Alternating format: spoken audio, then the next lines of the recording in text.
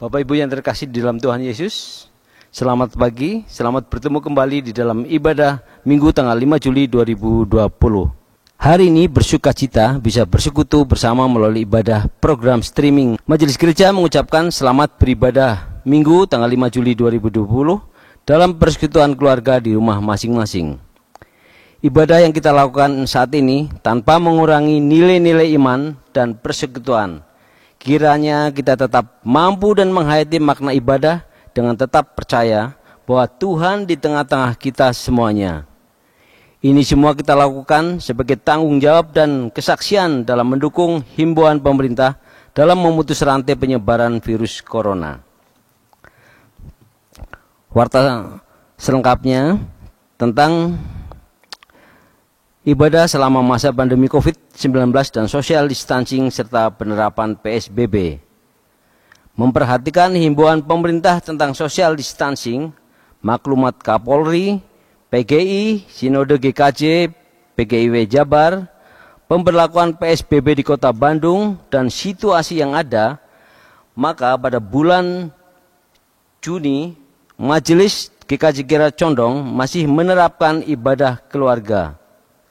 Ibadah minggu yang biasanya dilaksanakan di gereja, sekarang dilaksanakan di rumah masing-masing.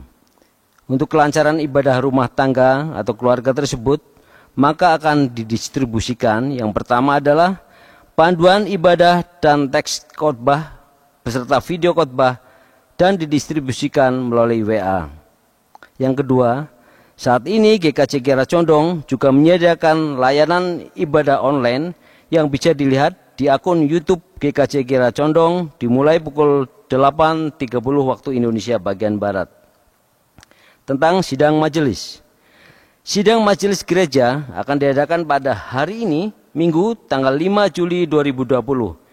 Bagi jemaat yang memiliki kepentingan dapat menyampaikan melalui surat atau email gereja yang ditujukan kepada majelis GKJ Kiara Condong. Sidang akan dimulai pada pukul 12. Sakramen perjamuan.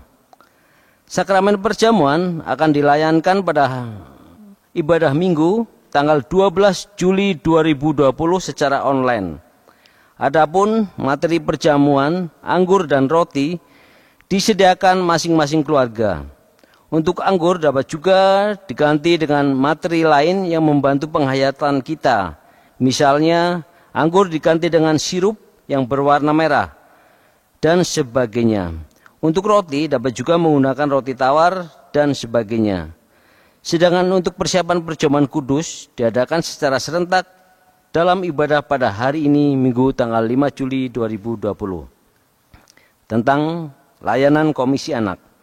Layanan sekolah Minggu GKJ Kiara Condong saat ini dijalankan melalui online. Jemaat dapat mengikuti di rumah masing-masing setiap hari Sabtu pukul 16 waktu Indonesia bagian Barat dengan melihat akun YouTube GKJ Kiara Condong. Kami tekankan untuk pesan pastoral majelis gereja, juga himbauan pemerintah social distancing penerapan PSBB, majelis gereja perlu untuk membatasi kegiatan bersama. Kegiatan kita tunda sampai waktu yang baik dan aman bagi semua jemaat dan dapat bergereja seperti semula. Jemaat yang terkasih, untuk petugas ibadah hari ini, Minggu tanggal 5 Juli 2020, pelayan firman, Pendeta Emeritus Bambang Pratomo dengan bahasa pengantar bahasa Indonesia, pengiring pujian Saudara Vidi, pemandu nyanyian jemaat Bapak Widiarso, sound system multimedia Bapak Anjar dan Bapak Kristanto. Majelis gereja mengucapkan terima kasih atas pelayanan Bapak, Ibu, Saudara. Tuhan Yesus memberkati.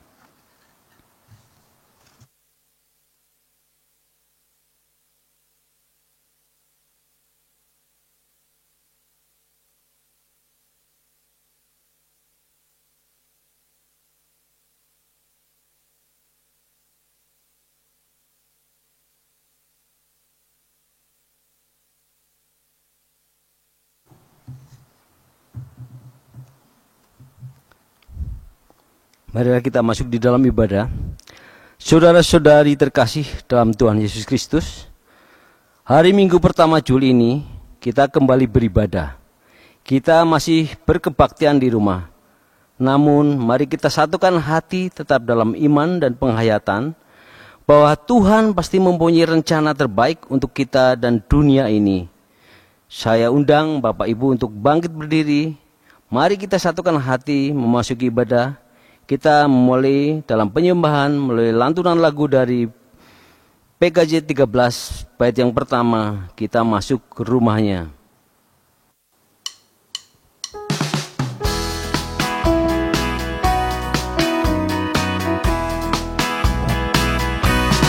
Kita masuk rumahnya, berkumpul menyembah kepadanya.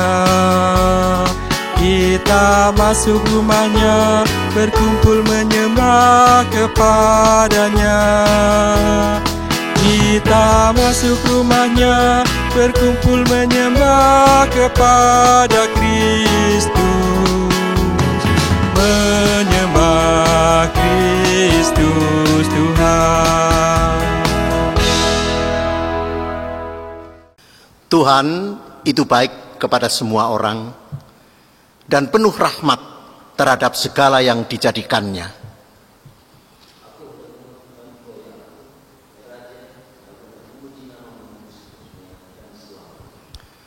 Besarlah Tuhan, sangat terpuji, dan kebesarannya tidak terduga.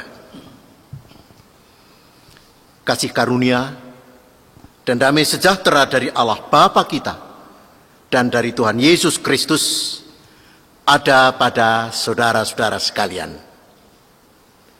Amin. Amin. Amin. Amin.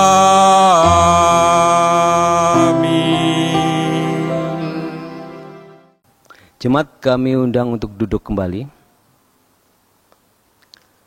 Saudara-saudara kekasih Kristus, pada kenyataan hidup kita, kita tidak bebas dari beban-beban berat kehidupan. Akibatnya, ada kemungkinan kita menjadi apatis, frustasi, ngelokro, atau putus asa. Termasuk juga ketika sekarang kita belum bebas dari terpaan COVID-19. Tema ibadah hari ini adalah bersama Kristus kita lega. Ketika kita mengalami bermacam-macam kesulitan, kesusahan, dan penderitaan, tak pelak kita bisa merasakan hidup ini menanggung beban berat. Dengan tema hari ini kita percaya Tuhan Yesus memberikan kelegaan manakala kita mau memenuhi undangan atau ajakan Tuhan Yesus. Marilah kepadaku semua yang letih lesu dan beban berat, aku akan memberi kelegaan kepadamu. Ya, manakala beban berat kita rasakan bersama Yesus Kristus, maka kita akan merasakan kelegaan dan ketenangan. Maka layaklah kita bersyukur kepada Tuhan. Marilah kita nyanyikan lagu dari suplemen 9, bait yang pertama, Mulia Tuhanmu.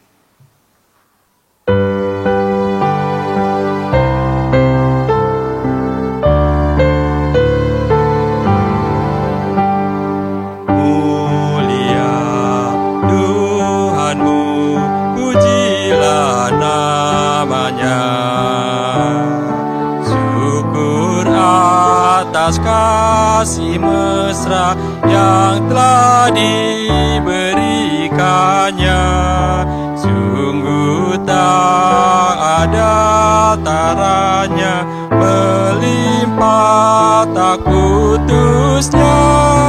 Mulia Tuhanmu, puji namanya.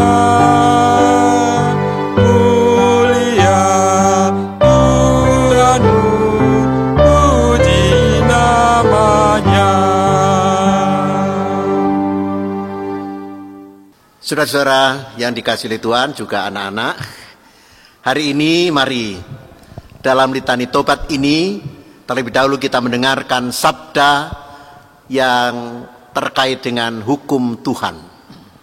Tersebut di dalam Injil Lukas pasal yang ke-10 Ayat yang boleh kita dengar adalah 25 sampai ayat yang ke-29. Demikian firman Tuhan. Pada suatu kali berdirilah seorang ahli Taurat untuk mencobai Yesus. Katanya, "Guru, apa yang harus kuperbuat untuk memperoleh hidup yang kekal?"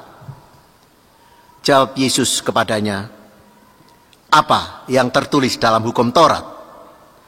Apa yang kau baca di sana?" Jawab orang itu, "Kasihilah Tuhan Allahmu dengan segenap hatimu, dan dengan segenap jiwamu, dan dengan segenap kekuatanmu, dan dengan segenap akal budimu, dan kasihilah sesamamu manusia seperti dirimu sendiri." Kata Yesus kepadanya, "Jawabmu itu benar, perbuatlah demikian, maka engkau akan hidup." Tetapi untuk membenarkan dirinya, orang itu berkata kepada Yesus, "Dan siapakah sesamaku manusia?" Nah saudara, orang ini mencobai Yesus. Dan ketika Yesus meminta orang itu untuk, "Apa hukum Taurat? Apa yang kau baca?" Orang ini hafal tentang hukum Taurat, bahkan inti hukum Taurat itu ngerti, yaitu kasih kepada Allah dan kasih kepada sesama. Itu sebenarnya inti hukum Taurat. Tetapi ketika Tuhan Yesus, "Ya kuwi lakonono, lakukan itu," orang itu masih bertanya, "Siapa sesamaku?" Ini artinya apa saudara? Orang itu sekalipun ngerti inti hukum Taurat, tapi masih mempertanyakan, siapa sesamaku yang harus ku kasihi?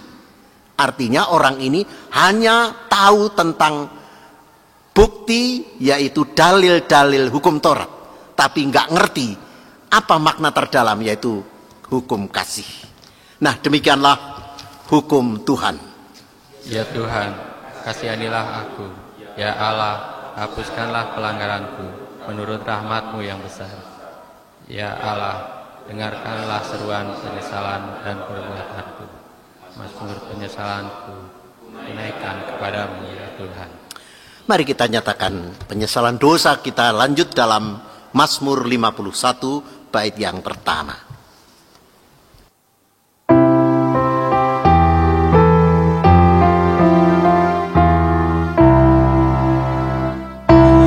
Kiranya kasihankan aku, ampuni aku dengan kemurahan, hapuskanlah segala kesalahan dan dosaku menurut rahmat-Mu. Seluruh diriku basuhkanlah dan sucikanlah aku dari dosa. Hatiku tahu kejahatannya yang dihadapkanku senantiasa. Kasihani aku ya Tuhan. Ternyata memang kita berdosa di hadapan Tuhan, tidak mampu melakukan hukum-hukum Tuhan dengan sempurna. Tapi ada jawab Tuhan atas penyesalan dosa saudara, atas penyesalan dosa kita. Firman Tuhan di dalam Mazmur 34 ayat 19 sampai 21 sungguh merupakan anugerah besar dari Tuhan yang dinyatakan begini. Mazmur 34 ayat 19 sampai 21. Begini. Tuhan itu dekat kepada orang-orang yang patah hati, dan Ia menyelamatkan orang-orang yang remuk jiwanya. Kemalangan orang benar banyak, tetapi Tuhan melepaskan dia dari semuanya itu. Ia melindungi segala tulangnya, tidak satupun yang patah. Luar biasa saudara, begitu Tuhan sama sekali tidak menegakan kita hancur di dalam keberdosaan kita, hancur luluh jiwa kita, tapi justru Tuhan mengulurkan tangan, satu tak ada yang patah tulang-tulangnya sebagai tanda pemeliharaan dan kebaikan Tuhan. Nah saudara, anugerah yang luar biasa ini mesti juga kita jalani, kita hidupi, kita syukur atasnya. Maka mari petunjuk hidup baru kita jalankan, didasarkan pada surat Galatia pasal yang kelima ayat 13 sampai 15. Rasul Paulus menulis kehendak Tuhan dalam Galatia 5 ayat 13 sampai 15 begini.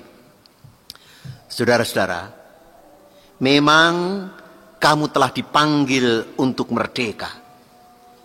Tetapi janganlah kamu mempergunakan kemerdekaan itu sebagai kesempatan untuk hidup dalam dosa.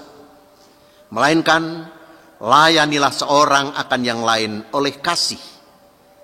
Sebab seluruh hukum Taurat tercakup dalam satu firman ini, yaitu kasihilah sesamamu manusia seperti dirimu sendiri.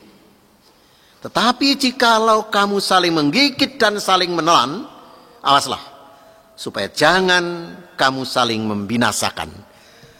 Kehidupan saudara itu sangat berarti.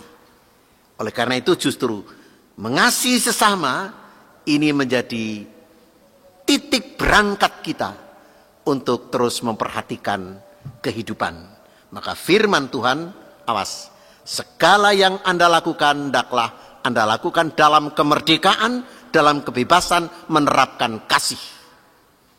Demikianlah firman Tuhan sebagai petunjuk hidup baru. Dan untuk itu saudara, kita akan menyanyikan, mari saya panggil berdiri, ibu, bapak, dan anak-anak semua. Kita panggil dengan suara yang kuat, berseru, kekuatan serta penghiburan. Kidung Jemaat 332 bait yang pertama.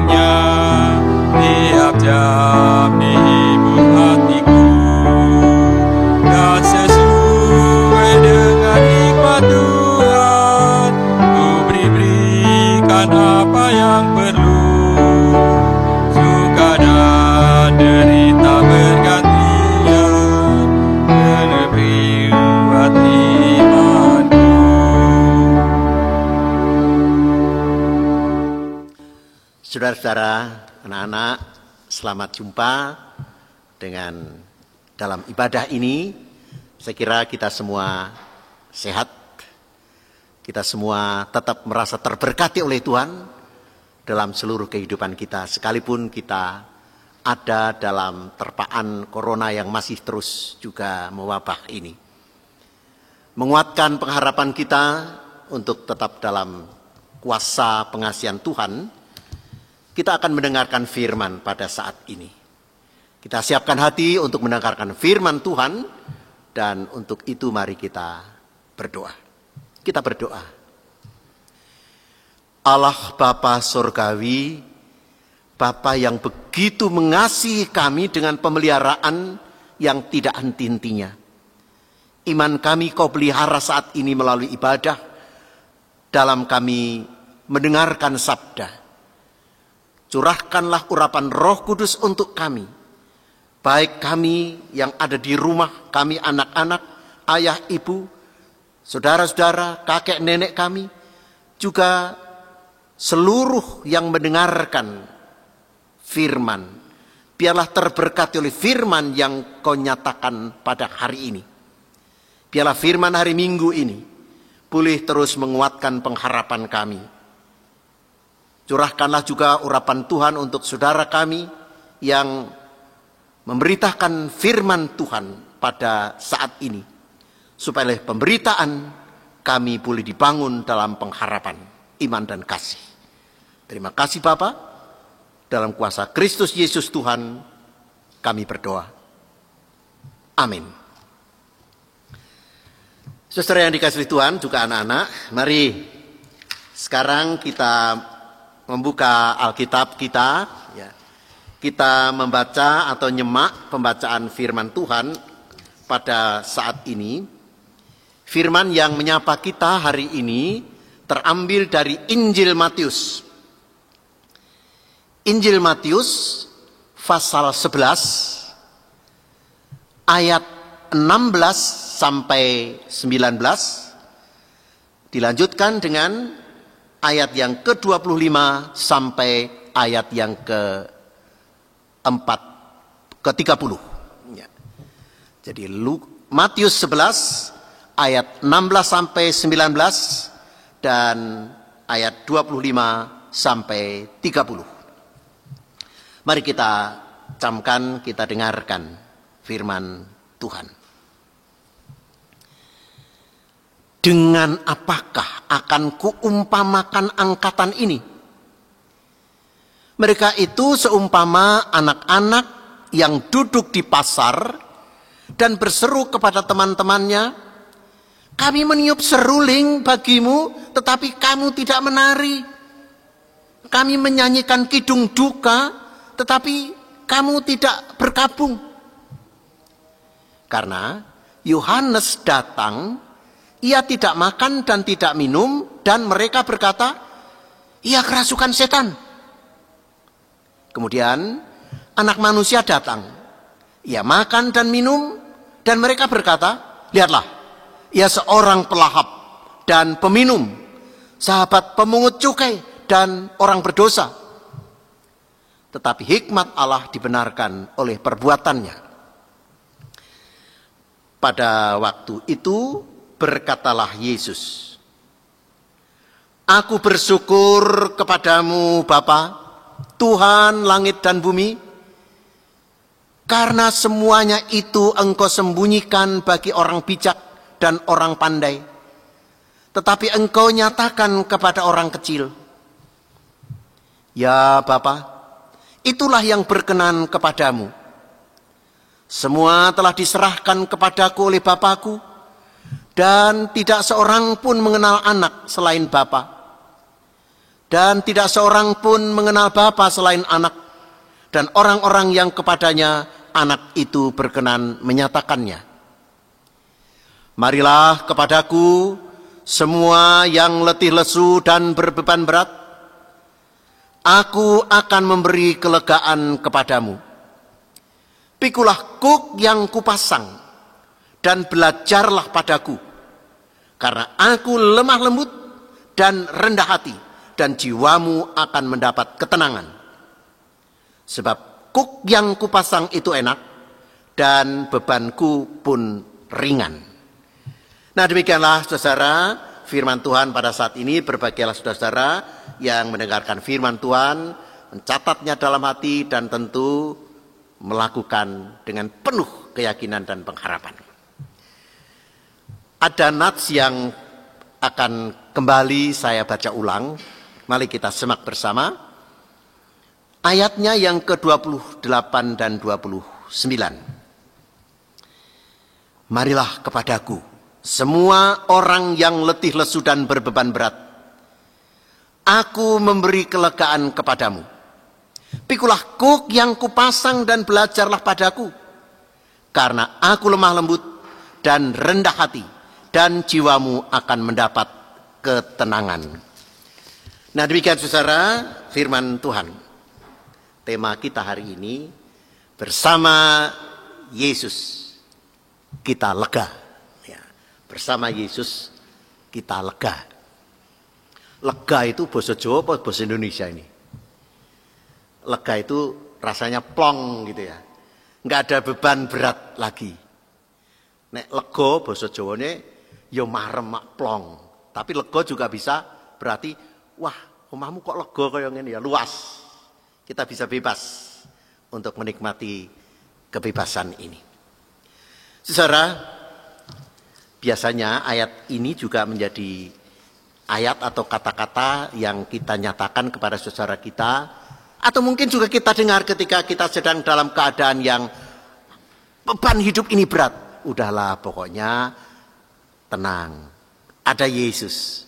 Pokoknya beres di dalam Yesus. Bukankah Tuhan Yesus mengatakan, "Hei, kamu yang letih lesu, berbeban berat, datanglah kepadaku, aku memberi kelegaan kepadamu." Biasanya ayat ini juga menjadi penghiburan kita, menghibur diri, menghibur orang lain ketika kita dan orang lain dalam keadaan kedukaan berbeban berat. Tetapi kadangkala juga saya mendengar, ya anekdot lah, kadang-kadang lelucon, tapi nggak tahu ini lelucon benar atau enggak ya. Ketika ada saudara kita yang duduk dalam komisi atau pengurus apalah organisasi apa, pikirannya kok isi suwe menyo kapan lerene gitu. Juga mungkin anggota majelis gereja, penatua atau diaken. Waduh, wis 3 tahun ini. Atau malah aku wis meh 6 tahun ini. Kapan lerene? Lalu dengan pangudorosonya, ya wal sing laknat, ya. Kapan aku bisa plong tidak merasakan beban berat dalam tugas-tugas jabatan ini? Dengan lereh karena usai masa tugasnya, plong rasanya, lega hatinya, sudah tidak ada beban lagi. Tapi saudara, apakah ungkapan Tuhan Yesus dengan memanggil, mengundang, "Mari datang kepadaku, hai kamu yang letih lesu dan berbeban berat," itu artinya seperti itu? Nah saudara, kita harus tahu, apa benar bahwa apa yang dikatakan Tuhan Yesus mengundang, "Mari datang kepadaku, hai yang letih lesu dan berbeban berat, aku memberi kelegaan kepadamu," itu memang setiap beban berat kita, apapun itu berlaku firman ini.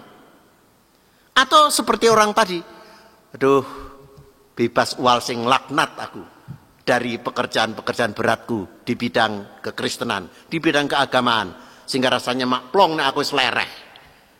Apa seperti itu? Mari, ternyata saudara, kita bisa memperoleh pengajaran Tuhan melalui firman hari ini. Pertama, siapa yang sesungguhnya mempunyai beban berat? Siapa? Lalu yang kedua, mengapa bersama Yesus kok ada kelegaan? Jadi mengapa bersama Yesus kok jadi lega gitu kita? Lalu yang ketiga, sikap atau kelakuan kita sebagai orang yang lega bersama Yesus itu lalu bagaimana? Jadi pertama, siapa toh yang berbeban berat? Lalu yang kedua, mengapa bersama Yesus kok iso lega gitu loh? Lalu yang ketiga, kalau kita sudah lega, kelakuan kita sehari-hari bagaimana? Nah, serta 3 pokok ini saudara yang bisa kita dapatkan melalui firman ini. Siapa sesungguhnya yang berbeban berat saudara? Coba kita perhatikan pada ayat yang ke-16, ayat awal pembacaan firman hari ini. Dengan apakah akan kuumpamakan angkatan ini? Sebenarnya Yesus itu judek ya. Dengan apa perumpamaan ini harus kubuat untuk angkatan ini? Siapa angkatan ini yang disebutkan oleh Tuhan Yesus ini saudara? Angkatan itu siapa sebenarnya? Begini, pada waktu itu Tuhan Yesus baru saja didatangi oleh murid-murid Yohanes Pembaptis untuk menanyakan apa betul Yesus ini Mesias yang dinantikan. Yesus menegaskan dengan jawaban, "Ya, lihatlah itu apa yang aku lakukan. Ada mukjizat, penyembuhan dan sebagainya. Itu bukti bahwa dia datang." Jadi Yesus menegaskan, "Ya, aku Mesias yang datang." Nah, setelah mereka pergi meninggalkan Yesus kembali ke Yohanes Pembaptis, sekarang Yesus menghadapi banyak orang Yahudi. Banyak orang Yahudi yang inilah kebangetan. Tadi saya ngematur judek Gusti Yesus itu. Gimana toh? Begini. Coba kita perhatikan. Yohanes Pembaptis oleh mereka, oleh orang-orang Yahudi, bukankah Yohanes Pembaptis itu adalah orang yang woro-woro mendahului kedatangan Mesias? Bertobatlah, kerajaan Allah sudah dekat. Lihatlah anak domba Allah yang menebus dosa dunia. Tapi oleh orang yang Yahudi dipandang sebagai apa? Wong gendeng itu, ya. Orang gila itu. Jadi orang-orang Yahudi justru menganggap Yohanes Pembaptis itu sebagai orang yang kerasukan setan. Nah, uripe nglambrang, makannya di hutan, madu hutan, kemana-mana, wong gendeng gitu. Dirasuk setan itu. Yesus sendiri yang datang, yang oleh Yohanes ditunjuk, ini anak domba Allah yang menghapus isi dunia, oleh mereka dicap apa? Mereka mencap Yesus sebagai orang berdosa. Karena apa? Makan bersama dengan pemungut cukai. Pemungut cukai itu dicap orang berdosa. Lah Yesus yang datang kok dianggap mereka pemabuk, peminum, berdosa. Ya ampun. Jurar tak umpamake kaya apa wong sing kaya ngono kuwi. Nah, begitu loh. Jadi jelas. Yesus mau mengkumpamakan orang yang seperti itu orang kayak apa? Oh, gini. Lalu Yesus mengkumpamakan kaya bocah cilik-cilik sing neng pasar gitu, dolanan neng pasar, nyanyi-nyanyi, gembira-gembira, neng kok meneng wae wong kuwi sing wis teko ya. Tidak merespon dengan baik, dengan benar. Atau ketika anak-anak itu sedang menyanyian duka, kedukaan, lah kok wong kuwi ora sedih ya, meneng wae. Apa artinya itu? Itulah orang-orang Yahudi yang mereka tidak merespon dengan benar Yesus dan utusan Allah yang datang ke tengah-tengah mereka. Mereka merespon dengan dingin, bahkan mencela, ngelek-elek.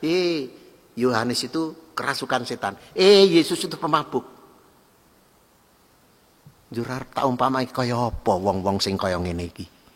Nah, bukan hanya itu saudara, orang-orang Yahudi juga ternyata ada orang-orang yang mereka begitu ketat memberlakukan hukum Taurat. Pokoknya dalil-dalil hukum Taurat mereka apal dan mereka lakoni. Sebab kalau itu tidak dilakoni, mereka tidak mendapatkan keselamatan. Mereka adalah orang-orang yang terikat erat dengan hukum Taurat. Dikuasai oleh Taurat. Mereka dijirat oleh Taurat. Mereka hidup bukan bagaimana aku hidup supaya bebas dalam kasih. Tapi aku ketakutan terus karena terancam oleh Taurat. Nah, dalam pandangan Yesus, saudara-saudara, tadi dalam hukum kasih, ahli Taurat yang mencoba Yesus itu ngerti inti dari hukum Taurat. Tetapi nyatanya masih tanya siapa sesamaku. Berarti tidak bisa menerapkan hukum Taurat, inti Taurat itu tidak bisa dilaksanakan. Mereka hanya taunya dalil-dalil Taurat. Bayangkan. Ada semacam polisi agama Yahudi, saudara. Para pemimpin agama Yahudi membentuk semacam polisi yang mengawasi orang-orang ini ngelakoni Taurat atau ora. Bayangkan, ada seperti itu. Bahkan sampai ndaki-ndaki. Taurat itu dijelentrehkan, dijabarkan sampai 600 lebih pasal. Nek kowe nganti nglanggar iki, coba perhatikan. Betapa tidak terbeban berat. Ketika Tuhan Yesus menyembuhkan orang di hari Sabat, itu kan sudah diceng, diancam. Ini ngelanggar Sabat ini.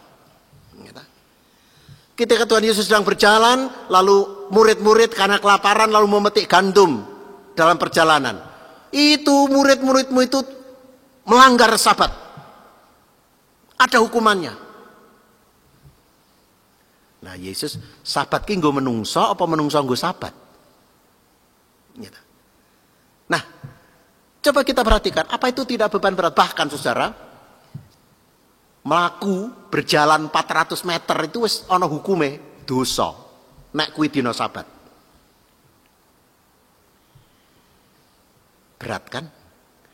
Golek kayu, cari kayu bakar, kalau itu hari Sabat dilakukan dosa. Karena itu bekerja.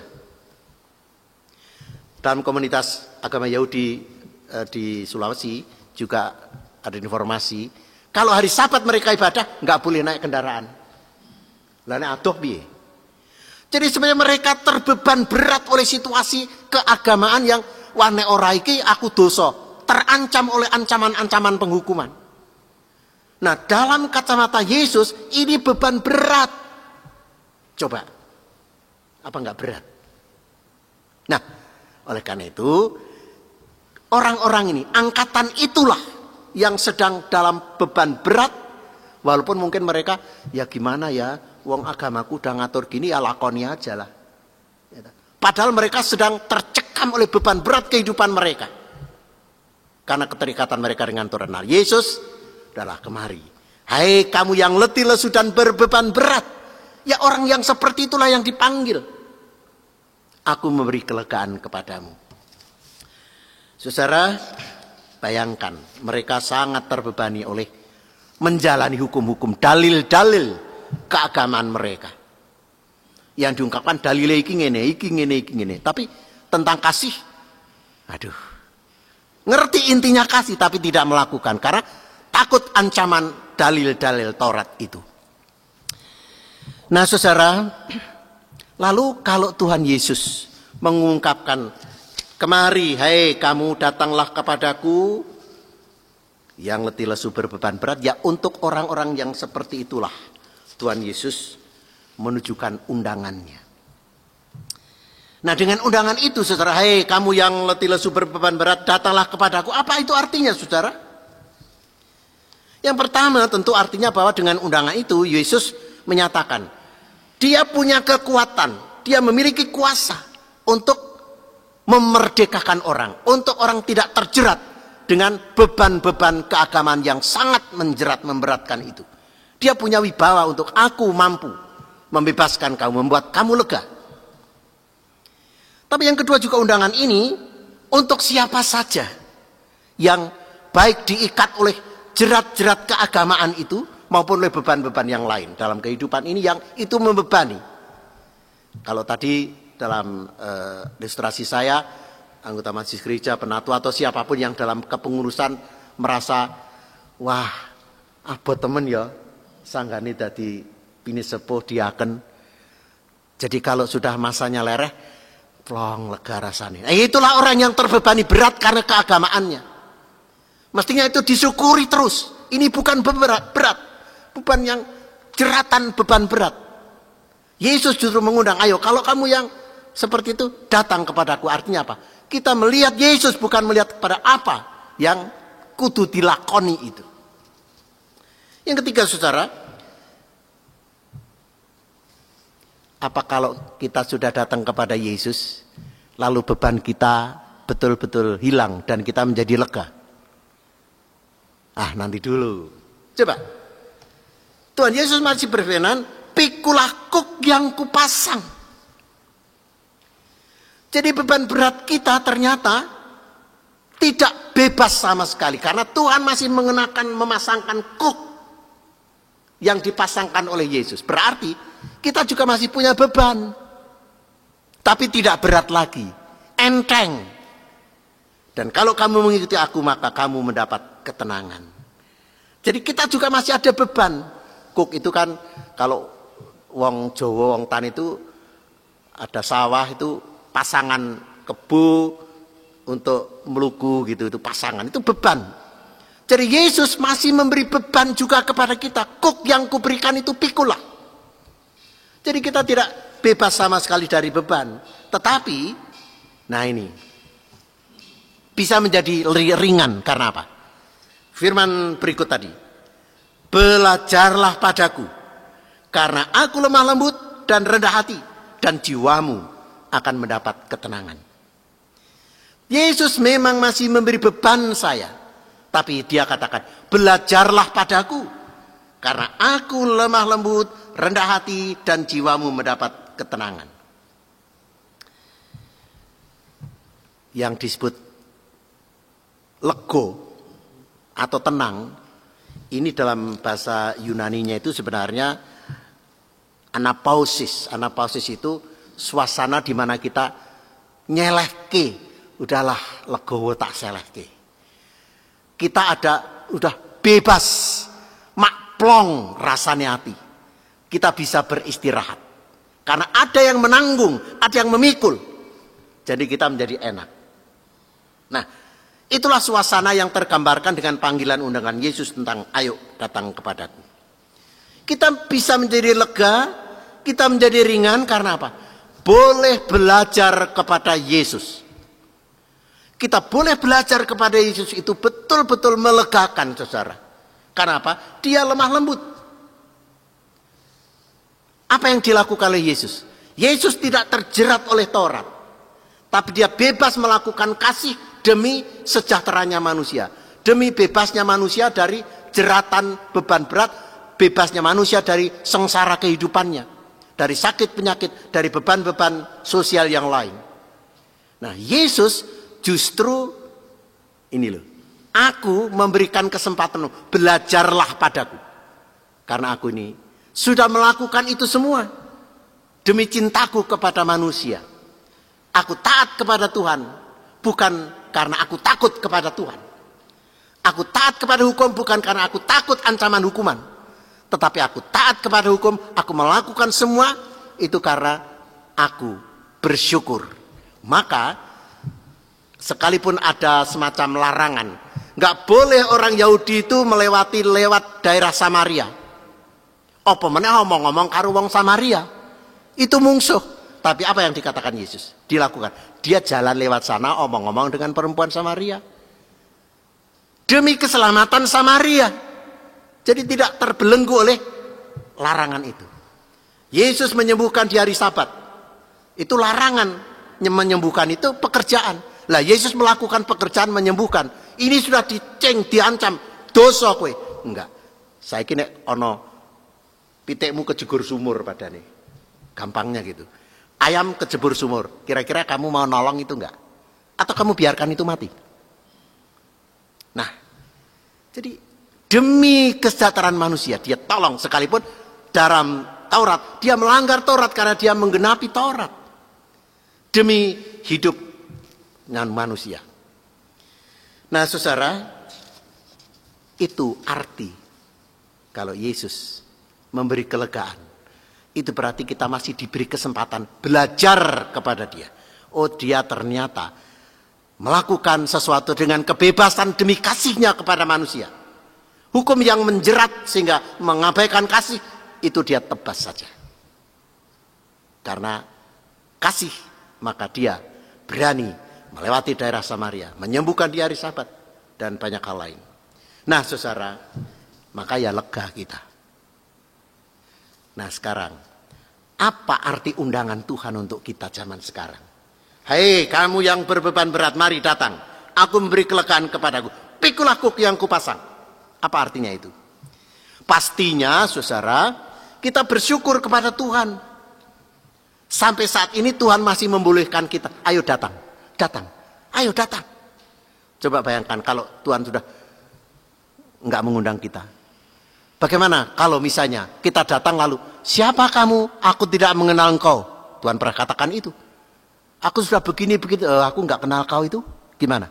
Nah, maka bersyukurlah kita, Tuhan masih mengundang kita. Berarti memberi perhatian kepada kita. Ayo, kamu kan berbeban berat. Ayo datanglah. Pertama. Kedua, kita bersyukur. Boleh itu, maka akibatnya adalah kita mestinya ikut Yesus itu happy-happy aja. Kita menjalani kekristenan kita dari anak-anak sampai yang sepuh-sepuh dengan happy, dengan tanpa merasa tercekam ancaman penghukuman oleh karena menjalani hukum-hukum agama. Jadi bersyukur itu akan membawa akibat kita sukacita, happy-happy saja ikut Tuhan Yesus. Kita tidak merasa lagi dalam menjalani kekristenan ini beban berat. Misalnya, waduh, kudu pisungsung, kudu sregep, engko nek ora wah isin, diisin-isin kancane, ya ta. Kamu kok enggak ke gereja, Nak, Mas, Mbak? Iya ya. Ah, malu aku ah. Bukan karena malu. Atau anak-anak, Pak, Bu, kok enggak ke gereja sekarang? Dek, wah iya ya. Isin nek nganti dieleke anak. Bukan karena malu, tetapi ini aku nyatakan karena syukurku. Semua bebanku sudah betul-betul dipikul oleh Yesus sehingga aku tadi istirahat. Tidak memikul beban-beban beratku lagi.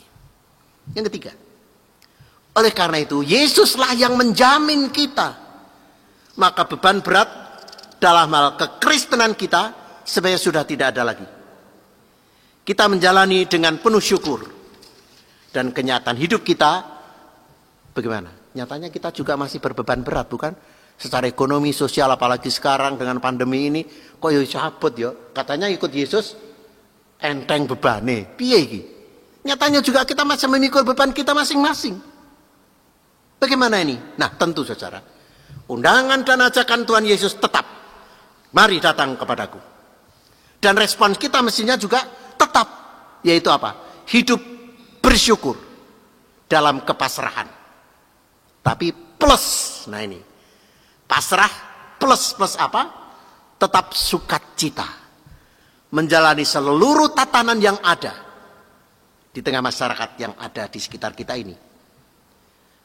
Hanya orang yang bisa bersyukur. Hanya orang yang mampu berpasrah diri. Hanya orang yang lemah lembut. Hanya orang yang betul-betul berpasrah, berserah. Itulah orang yang lega hidupnya. Sudah tidak ada beban, ancaman, penghukuman. Tetapi aku bersyukur dengan, ya udahlah saya gembira benar ini. Karena Tuhan telah menanggung semua beban berat atas jerat-jerat hukum yang ada pada kita. Oleh karena itu saudara matur nuwun Gusti. Dene paduka tetep kersa jumeneng dados guru sejati ingkang tansah nenuntun kawula sami. Kita bersyukur. Tuhan memberkati saudara. Amin. Sebentar kita masuk saat teduh.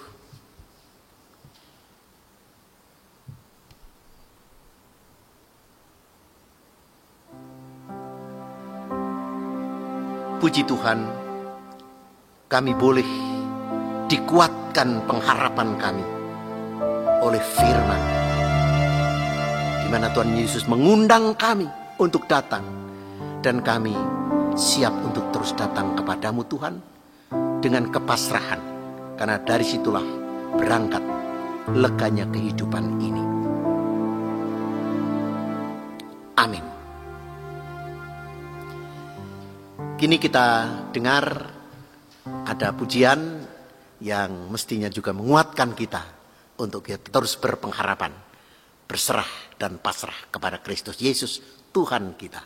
Kita hayati pujian berikut ini.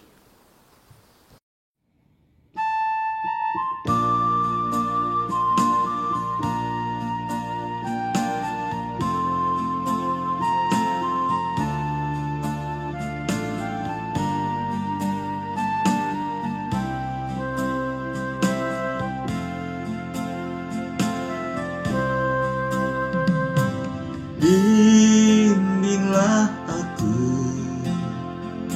ya Yesus, di sepanjang jalan hidupku. Firman-Mu bagaikan suluh,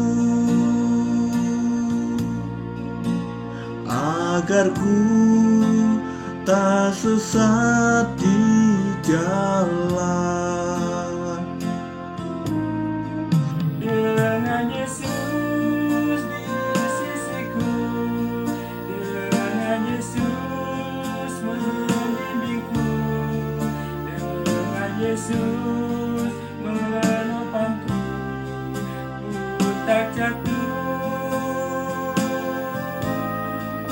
Tanpa Yesus di sisiku, tanpa Yesus membimbingku, tanpa Yesus menopangku, ku akan jatuh.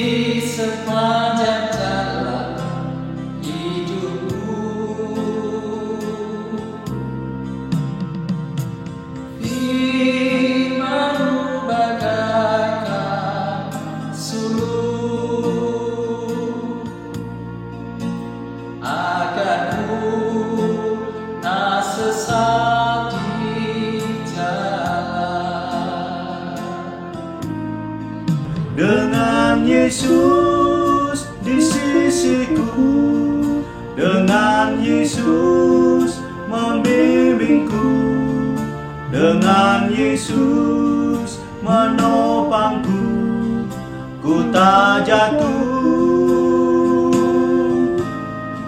Tanpa Yesus di sisiku, tanpa Yesus membimbingku, tanpa Yesus menopangku, bukan jatuh. Tanpa Yesus menopangku, bukan jatuh.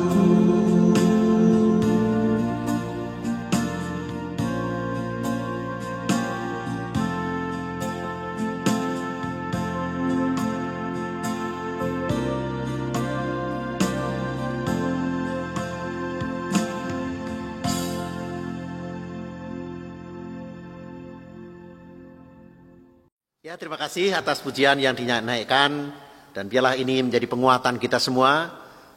Selamat terus berkarya melalui ungkapan-ungkapan pujian saudara. Tuhan memberkati saudara seterusnya. Terima kasih. Anak-anak, Bapak, Ibu, dan saudara-saudara yang terkasih dalam Tuhan Yesus Kristus, kami undang untuk bangkit berdiri. Marilah kita bersama dengan umat Allah di masa lalu, masa kini, dan masa depan, mengingat pengakuan iman pada baptisan kita menurut pengakuan iman rasuli yang demikian. Aku percaya kepada Allah Bapa yang Maha Kuasa, Khalik langit dan bumi, dan kepada Yesus Kristus, Anaknya tunggal kita, yang dikandung daripada Roh Kudus, lahir dari anak darah Maria, yang menderita di bawah pemerintahan Pontius Pilatus, disalibkan, mati dan dikuburkan, turun ke dalam kerajaan maut. Pada hari yang ketiga, bangkit pula dari antara orang mati, naik ke surga, duduk di sebelah kanan Allah, Bapa yang Maha Kuasa, dan akan datang dari sana untuk menghakimi orang yang hidup dan yang mati. Aku percaya kepada Roh Kudus, gereja yang kudus dan persekutuan orang kudus, pengampunan dosa, kebangkitan daging, dan hidup yang kekal. Amin. Dipersilahkan untuk duduk kembali. Saudara, saatnya kita masuk dalam doa syukur dan syafaat kita. Anak-anak dan ibu bapak saudara, seberapa yang belum tercakup dalam doa syafaat, bisa saudara nyatakan dalam doa syafaat pada kesempatan yang bisa saudara pilih sendiri. Mari kita berdoa. Allah Bapa Surgawi yang di dalam Tuhan Yesus Kristus sudah memanggil kami untuk terus-menerus datang kepada Tuhan, karena Dia dalam Kristus memberi kelegaan kepada kami. Kami datang dalam syukur. Oleh karena pemeliharaan Tuhan tetap kami rasakan. Hari ke hari Tuhan memelihara kami, menguatkan kami, menjaga kami. Di tengah berbagai macam pergumulan kami secara sosial, ekonomi, dan juga terlebih pada saat seperti sekarang ini, wabah corona masih juga terus mencekam kehidupan bukan saja kami, tetapi banyak orang sejagat ini. Tapi kami percaya, oleh karena kuasa Tuhan, Tuhan akan menyelesaikan segala sesuatu pada saatnya, saat di mana Tuhan menghendaki. Dan biarlah kami boleh memandang apa yang terjadi ini sebagai nyata-nyata pengujian bagi kami dalam mengimani Engkau ya Tuhan.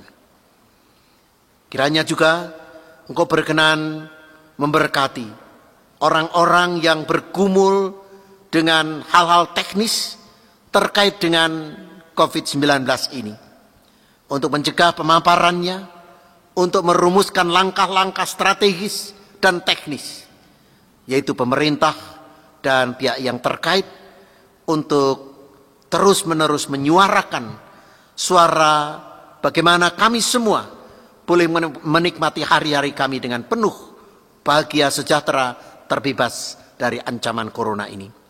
Biarlah regulasi yang ada boleh terus dijalankan oleh baik pihak pemerintah maupun kami masyarakat, karena ini kebutuhan kami bersama-sama. Kami juga menaikkan syafaat kami yang lain ya Bapak.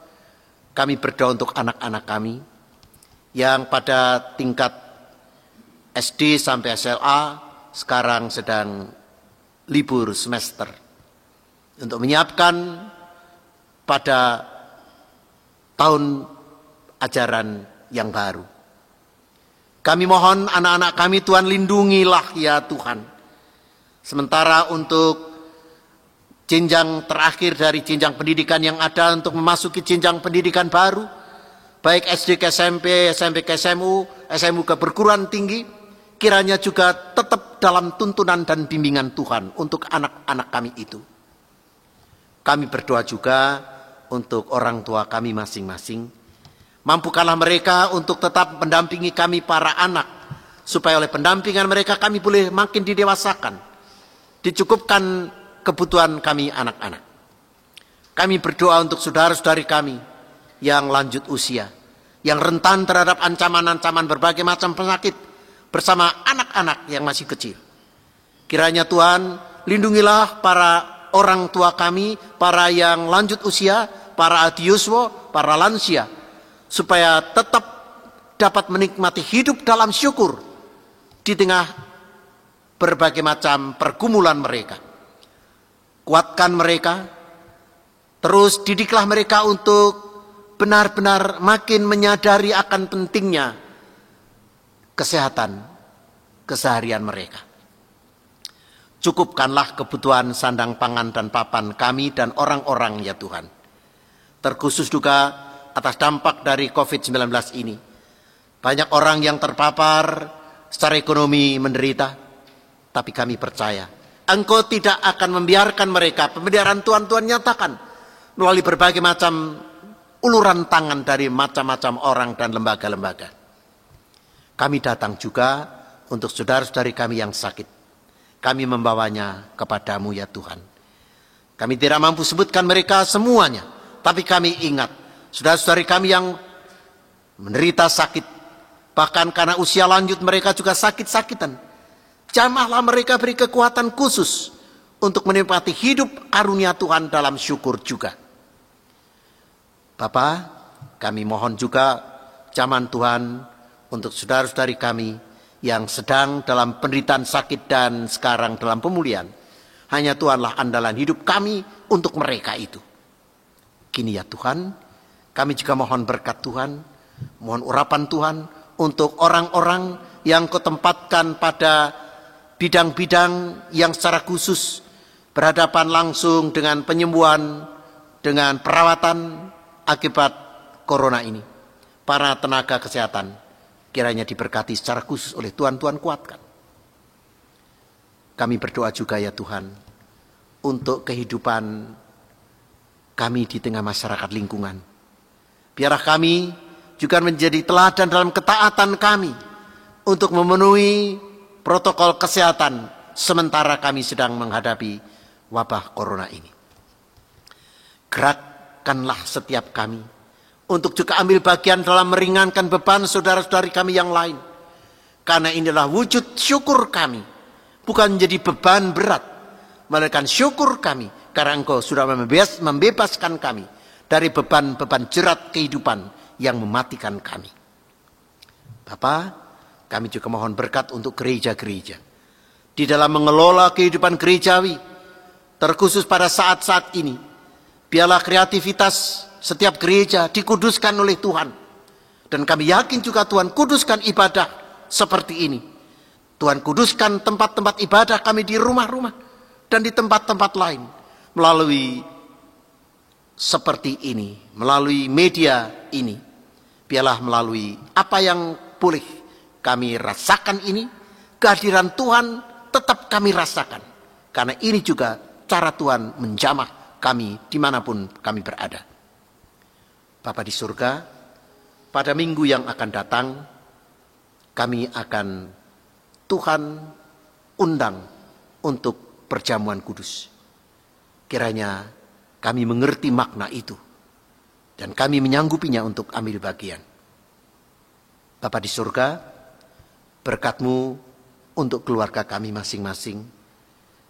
Berkat-Mu untuk saudara-saudari kami yang jauh dari tempat tinggal kami. Berkat-Mu untuk bangsa dan negara kami, untuk kota kami, untuk masyarakat di sekitar kami. Itulah iman kami kepadamu. Inilah syafaat kami Bapa, kuduskanlah.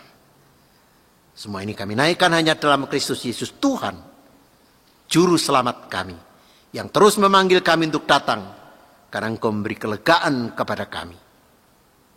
Amin. Jemaat yang dikasihi Tuhan, kita masuk di dalam persembahan. Jemaat yang dikasihi Tuhan Yesus, kita telah disatukan oleh kuasa Roh Kudus dalam satu tubuh di dalam Tuhan Yesus Kristus dalam satu gereja, GKJ Kiara Condong. Marilah kita menghadap Tuhan dalam hatur persembahan. Kita bersyukur atas pemeliharaan Tuhan. Kita juga pasrah diri dalam pemeliharaan Tuhan untuk hidup keseharian kita. Syukur dan pasrah diri kita wujudkan juga dalam persembahan yang kita haturkan saat ini. Arti kita berpersembahan dijiwai oleh firman dalam 2 Korintus 8 ayat 7 yang demikian. Maka sekarang sama seperti kamu kaya dalam segala sesuatu, dalam iman, dalam perkataan, dalam pengetahuan, dalam kesungguhan untuk membantu, dan dalam kasihmu terhadap kami. Demikianlah juga hendaknya kamu kaya dalam pelayanan kasih ini. Demikian, marilah persembahan kita kumpulkan dengan kita menaikkan pujian dari Kidung Jemaat nomor 302 ayat yang pertama dan ketiga, ku beri persembahan.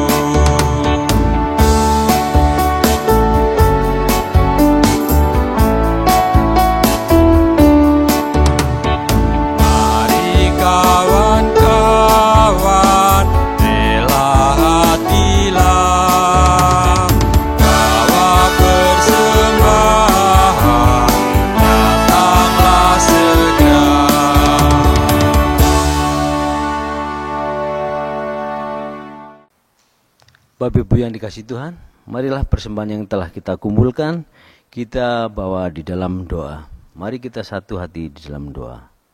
Allah Bapa yang makasih, kami bersyukur pada hari ini ya Tuhan, di tengah pandemi, kami tidak bisa keluar kemana-mana ya Tuhan, kami tidak bisa berinteraksi dengan keluarga, dengan saudara, dengan teman, bahkan kami tidak bisa pergi ke gereja di tempat ibadah yang biasa kami lakukan. Tapi kami yakin Tuhan bahwa Engkau senantiasa melindungi kami. Kami bersyukur pada hari ini ya Tuhan, Engkau beri kami kesempatan untuk hatur persembahan. Kiranya ya Tuhan, persembahan yang tak seberapa, yang semuanya adalah pemberian daripada Engkau Tuhan, Engkau berkati, Engkau kuduskan, sehingga persembahan ini menjadi sangat berguna bagi kami, bagi gereja kami, bagi perkembangan iman kami. Ya Allah, Bapa yang makasih, kami juga berdoa untuk majelis yang mengelola persembahan ini. Kiranya persembahan ini Tuhan menjadikan berkat sehingga dapat dikelola dengan baik, dan majelis yang mengelola Tuhan Kau berikan pikiran, perbuatan untuk bisa melakukan semuanya dengan sempurna sesuai dengan kehendak-Mu. Allah Bapa yang makasih, kami saat ini juga bersyukur untuk firman yang telah Engkau taburkan melalui Bapak Pendeta Emeritus Bambang Pratomo.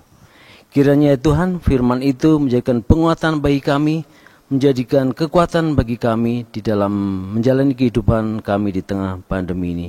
Kami berdoa sehingga pandemi ini Tuhan bisa segera berakhir, sehingga kami bisa berkumpul kembali bersama, melakukan ibadah bersama, dan kami bisa memuliakan lebih untuk kemuliaan nama-Mu. Allah Bapa yang makasih, terselip dosa di dalam kami melakukan persembahan, kiranya Engkau ampunkan. Karena semua doa ini ya Tuhan kami naikkan hanya di dalam nama Tuhan Yesus yang sudah mengajar kami berdoa Bapa kami. Bapa kami yang di sorga, dikuduskanlah namamu, datanglah kerajaanmu, jadilah kehendak-Mu di bumi seperti di sorga. Berikanlah kami pada hari ini makanan kami yang secukupnya, dan ampunilah kami akan kesalahan kami, seperti kami juga mengampuni orang yang bersalah kepada kami. Dan janganlah membawa kami ke dalam pencobaan, tetapi lepaskanlah kami daripada yang jahat, karena Engkau-lah yang mempunyai kerajaan dan kuasa dan kemuliaan sampai selama-lamanya. Amin. Saudara-saudara yang dikasihi Tuhan, sudah diwartakan melalui pewartaan bahwa pada minggu yang akan datang akan ada pelayanan sakramen perjamuan atau perjamuan kudus. Kita sudah cukup mungkin setengah tahunan lebih tidak ambil bagian dalam perjamuan kudus karena situasi, dan kita tentu rindu untuk itu semua. Pada beberapa minggu yang lalu, pada hari Sabtu ketika pendeta mengajar anak-anak sekolah minggu, kepada anak-anak disampaikan bahwa Sinode GKJ telah memutuskan anak-anak yang sudah baptis juga boleh turut perjamuan kudus. Tetapi tentu kita masih harus mengerti sungguh-sungguh mengapa hal itu terjadi. Oleh karenanya kita akan tunggu saja bagaimana majelis gereja nanti memutuskan kapan kita bisa bersama-sama dengan anak-anak kita ambil bagian dalam sakramen perjamuan. Nah, yang akan datang ini kita masih seperti biasa, yaitu untuk mereka yang sudah baptis dan sidi atau sudah baptis dewasa. Oleh karena itu saudara, dengan masih memberlakukan siapa yang turut perjamuan kudus yaitu warga dewasa, kita akan mendengar terlebih dahulu pertelaan tentang perjamuan kudus. Perjamuan kudus atau sakramen perjamuan adalah sarana untuk memelihara iman kita.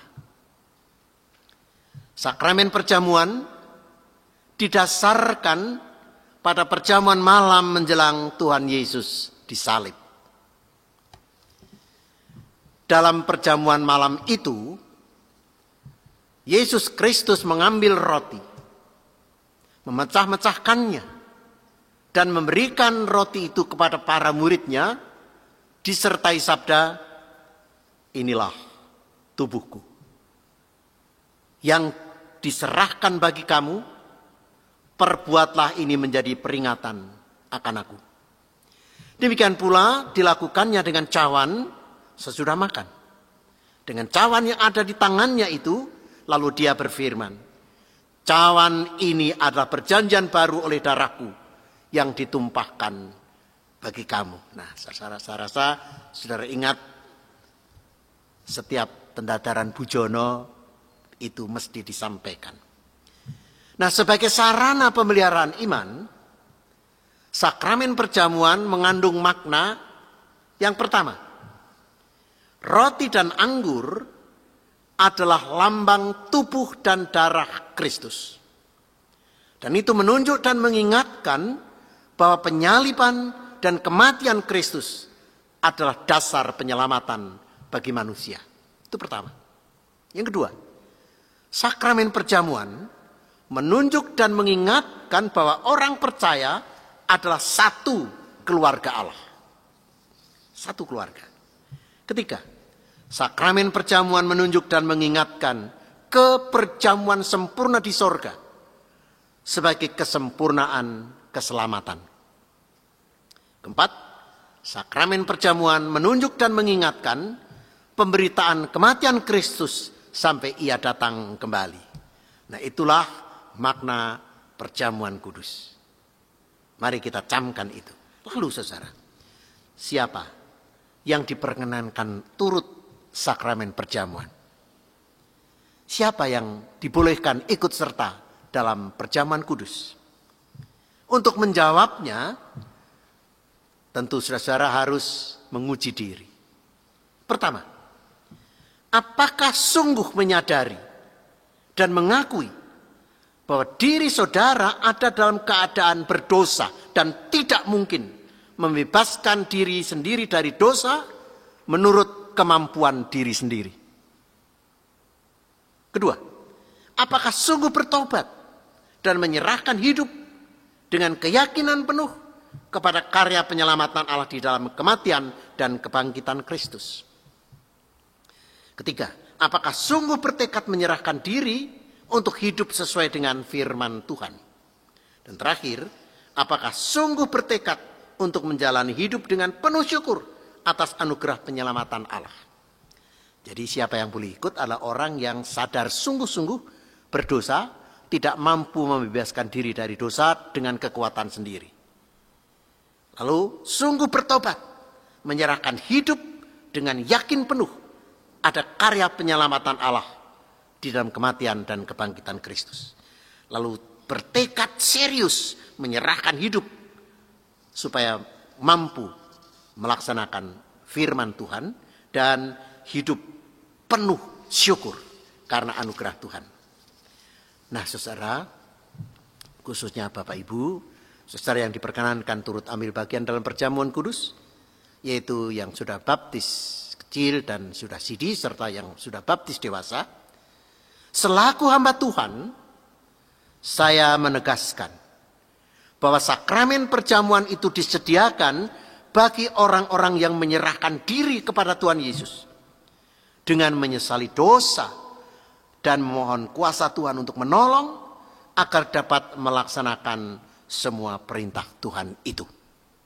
Nah itulah aturan-aturan pertelaan tentang Bujono Suci, perjamuan kudus. Minggu yang akan datang saudara diundang melalui pertelaan ini, mari kita merenungkan, kita memastikan, kita punya keyakinan bahwa Tuhan menolong kita. Saudara, sekarang saya panggil saudara untuk berdiri. Bapak Ibu untuk berdiri. Saya ingin menanyakan kepada Bapak Ibu yang sudah diperkenankan derek Bujono, apakah Bapak Ibu menyatakan kesanggupan, kesediaan untuk ikut perjamuan kudus minggu yang akan datang? Itulah kerinduan saudara yang selama ini. Bagaimanakah jawab Bapak Ibu yang dikasihi Tuhan? Kiranya Tuhan menguduskan, memberkati. Dengan tetap berdiri, mari kita berdoa. Ya Tuhan, kuduskanlah tekad kami untuk ikut perjamuan kudus.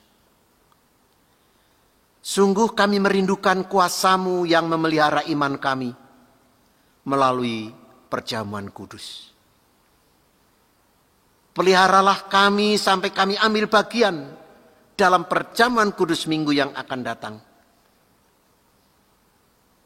Bahkan peliharalah iman kami seterusnya, supaya kami semakin bertumbuh dalam kesadaran panggilan Tuhan dalam hidup kami sehari-hari.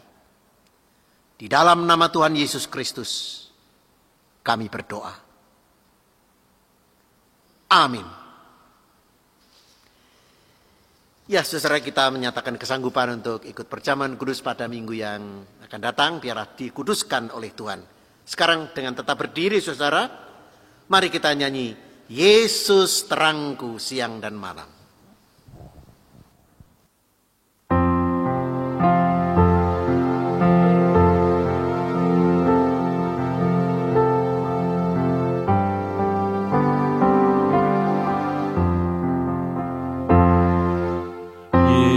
Yesus terangku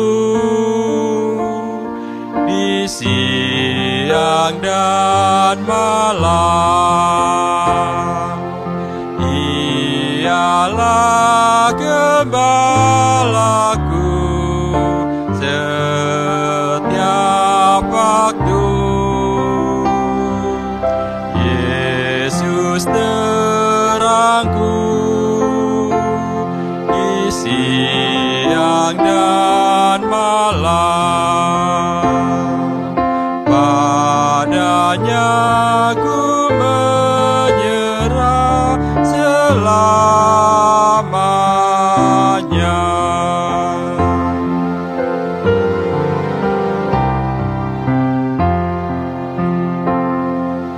Yesus terangku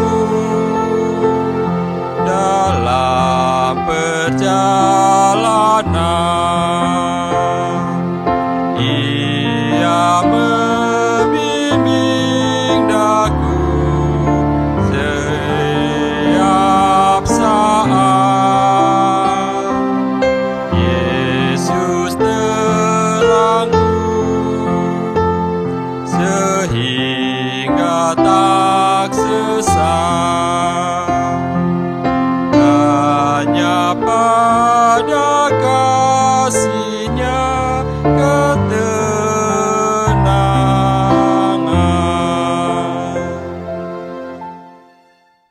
Saudara, menjelang akhir ibadah kita hari ini, dengan mengingat undangan Tuhan Yesus untuk kita datang kepadanya. Setiap orang yang letih lesu punya beban berat, baik karena jeratan-jeratan hukum keagamaan yang kita rasakan berat, ataupun beban-beban berat yang lain yang kita rasakan. Mari saudara, lanjutkan kesediaan saudara untuk terus datang memenuhi undangan Tuhan Yesus itu.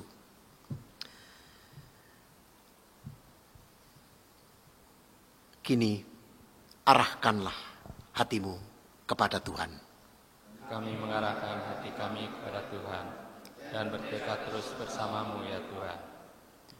Terpujilah Tuhan Allah kita. Hati kami lega karena Engkau ya Tuhan. Mengajari Kami untuk lemah lembut dan rendah hati dan pasrah diri. Diberkatilah engkau saudara-saudaraku. Terimalah berkat Tuhan. Kasih karunia dan damai sejahtera dari Tuhan Allah Bapa kita dan dari Tuhan Yesus Kristus di dalam persekutuan Roh Kudus menyertai saudara-saudara. Amin.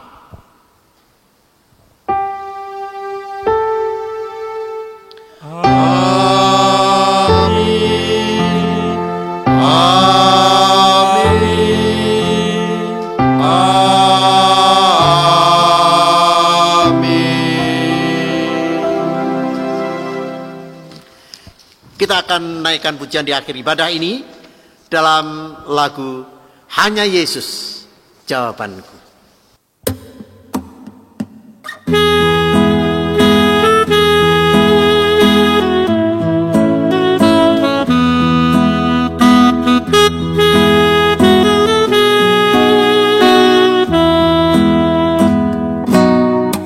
Kalau ku cari damai, hanya ku dapat dalam Yesus.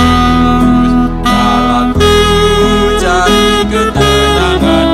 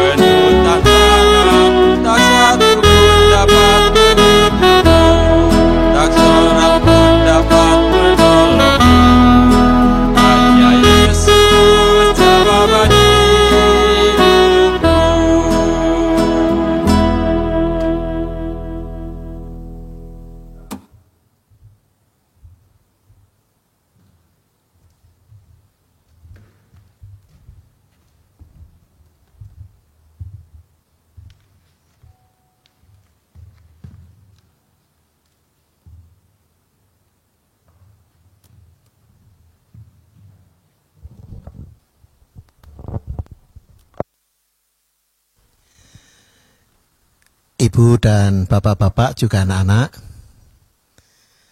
kembali saya nyatakan selamat hari Minggu. Bersyukur kita masih beribadah sampai hari ini walaupun belum seperti waktu-waktu yang lalu kita masih ibadah di rumah. Majelis bersyukur bahwa tetap boleh melayani sekalipun juga dalam ibadah ini. Apa yang kami lakukan dengan maksimal ini biarlah juga menjadi kemuliaan Tuhan. Dan tetap saudara menjalani hidup dalam semangat, dalam optimisme yang tinggi, menjalani kehidupan sehari-hari. Usahakan tetap sehat dengan memenuhi protokol kesehatan dalam kehidupan sosial kita. Biarlah kita juga menyiapkan hati untuk ambil bagian dalam sakramen perjamuan minggu yang akan datang. Terima kasih, Tuhan memberkati kita. Matur nuwun.